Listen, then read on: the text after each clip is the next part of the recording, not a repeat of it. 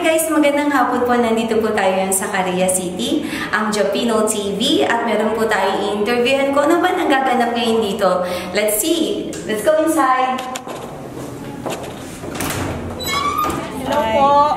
So, ano po nagaganap ngayon dito? We're having a rehearsal po for the Miss Philippines Tokay.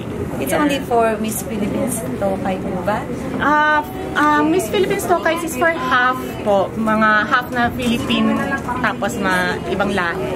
Ano po? Ano to for Miss Philippines? At saka ano pa yung ibang category? Meron tayong Miss Little Kids. Kids po yan ng mga, syempre mga bata. Yes. Then we have Miss Teens. Yes. Then we have the Miss Philippines Tokay. Okay. So, ano po yung mga participants ba natin? They came from iba-ibang lugar? Iba-ibang lugar po sila. Galing Gifu, Ichinomiya, sa Aichiken, around Aichiken. Oh. Ano naman masasabi mo dun sa mga participants natin na mga natin? Ang gaganda nila. Gusto ko na mag-yamen. Ang gaganda. Sobrang at saka ang gagaling nila. Yes. So, ano yung meron ba kayong ibibigay sa kanila? For example, kung ano sila mananalo? Yes, ano po. May grand winner kami, which will receive a crown in the sash and syempre yung bouquet. Pwede ba kita yun? Yes, sure po. Here we have first yung Miss Teens. This is the crown sa Miss Teens. Yes, ayan. Next naman pala. Diba? And the sash. Oh, wow! Ganito pala ang kanilang... Sobrang ganda. Yung mga Miss Teens natin dyan, galingan natin para meron tayong maging ganitong ganap, ha? Ganda. And can we also show for the grand winner ng Miss Philippines Tokay? Wow! Ito naman pala. Okay. Papatong lang ba siyang ganyan? Ayan. Pwede na ba akong kaway-kaway? And syempre, hindi tayo pakuhuli. Syempre, sa ating mga kids. Ito naman para sa kids. For the kids. Ganun. Yan. Mas bagay sa yung kids. Yung Miss Philippines. Mas malaki kasi.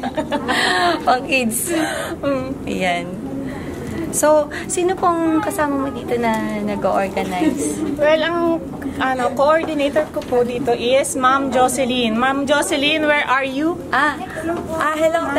So, siya pala yung kasama. Welcome sa Miss Philippines Tokay August 26 and 27. Wag po kayong wag nyo kalimutan.